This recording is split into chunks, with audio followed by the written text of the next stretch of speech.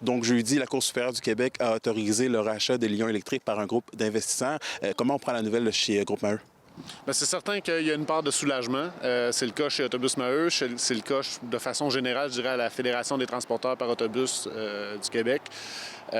Évidemment, ça faisait 5 mois qu'on se demandait d'abord et avant tout comment on allait pouvoir maintenir le service sur nos véhicules, la question d'honorer les garanties sur les véhicules Lion déjà en service. Il y a de l'ordre de 1300 véhicules Lion sur les routes du Québec. Donc, première part de soulagement, mais je dirais qu'on avait encore la semaine dernière 3 grandes questions prioritaires, court terme, un peu plus urgentes.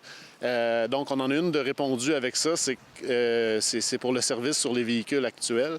La question demeure quand même entière pour ce qui est présentement, les autobus scolaires électriques pour l'année scolaire 2024-2025, on opère à perte parce qu'il y avait une mesure de financement à l'exploitation du ministère de l'Éducation qui a été coupée en juin 2024.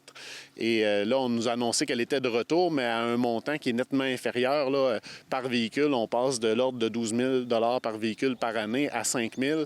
Et là, présentement, ça fait quand même en sorte qu'on n'arrive pas à régler le déficit d'opération pour cette année. Donc ça, notre fédération est en discussion avec le gouvernement là-dessus, mais la question n'est pas réglée et demeure urgente. Et l'autre point d'urgence, c'est celui du vieillissement de la flotte.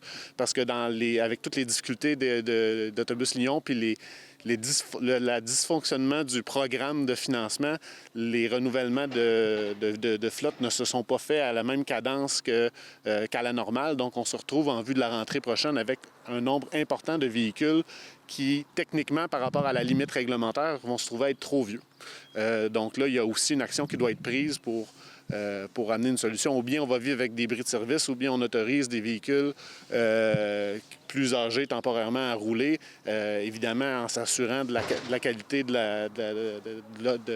l'entretien mécanique puis de l'état des véhicules. Mais donc, globalement, soulagé, mais encore 2 volets, l'aspect de soutenir l'exploitation des véhicules électriques présentement financièrement pour l'année actuelle, c'est pas réglé. Puis la question du vieillissement de la flotte non plus, c'est pas réglé. Et juste pour que ce soit clair, là, c'est la suite des choses pour vous, là, c'est quoi? Bien, la suite des choses pour nous, c'est, on va devoir reprendre contact avec les gens d'Autobus Lion, s'assurer de la continuité du service. Et on doit s'assurer à très court terme que le gouvernement ajuste sa position par rapport au financement de l'année en cours, parce que là, ils nous mettent dans une situation d'exploitation déficitaire, ce qui n'était pas prévu à nos contrats avec les centres de services puis le gouvernement. Puis, une fois ça réglé, il faut se préoccuper de la rentrée puis des véhicules vieillissants.